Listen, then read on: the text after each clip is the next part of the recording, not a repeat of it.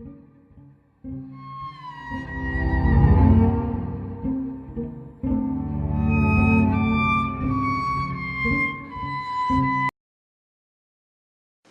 upon a time, there were 3 children named Violet, Klaus, and Sunny Baudelaire.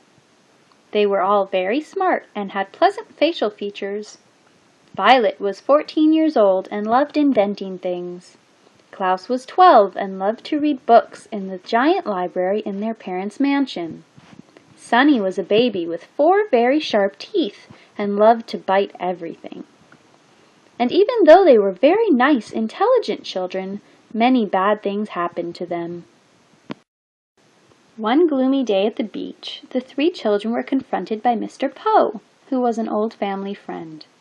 Mr. Poe told them that their parents had died in a fire that burnt down their entire home. The 3, who were now orphans, had to go live with their distant relative Count Olaf. Count Olaf treated the orphans very poorly and only wanted to steal the Baudelaire fortune. He gave them only 1 bed and made them do difficult chores all day long. He sometimes hid the children or hung them from tall towers. And everywhere the children went, they felt as if they were being watched by Olaf's peering eye. The Count was always scheming and doing wicked things, but Mr. Poe never did anything to help the children.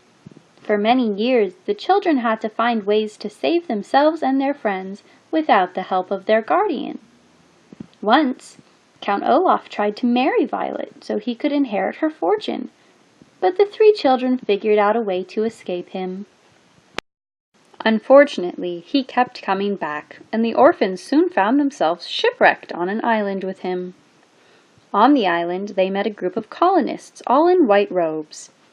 The colonists had a leader named Ishmael, who served as the island's facilitator. The children were welcomed onto the beach, and for the first time, others saw Count Olaf as an evil man and abandoned him on the coastal shelf. The 3 Baudelaire children thought that they'd finally found a peaceful place away from the wickedness of the world. By this time, the children had learned that their parents had kept many secrets from them. They had uncovered many lost truths and foiled many sinister plots, but they had also committed many treacherous acts themselves. They were glad that they could finally live somewhere where no one wanted to rock the boat.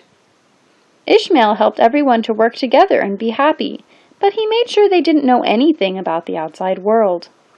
The colonists made sure that none of the bad things that washed up on their shores could stay by putting everything new on the far side of the island. But the children were confused by the islanders' behaviors. They did not know if it was good to know so little, even if it made them feel better. The facilitator would not force people to do anything, but he always got everyone to agree with him.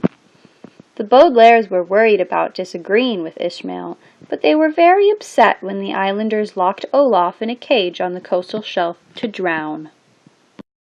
However, Count Olaf escaped the shelf before it flooded, and soon after released a poisonous fungus on the beach.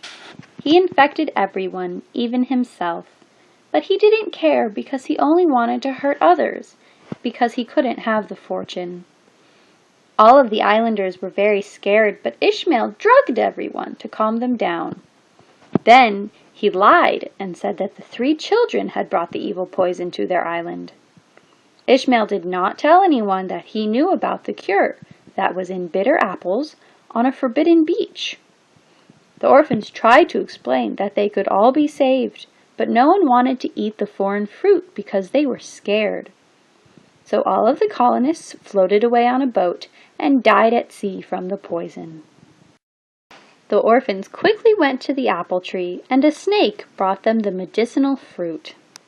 The orphans brought an apple to Count Olaf, but even though he had the cure for the poison, he had been injured during his latest evil scheme and died. The Baudelaire orphans were all alone again in a place with no wickedness, but this time they were quite a bit older and quite a bit wiser. The end.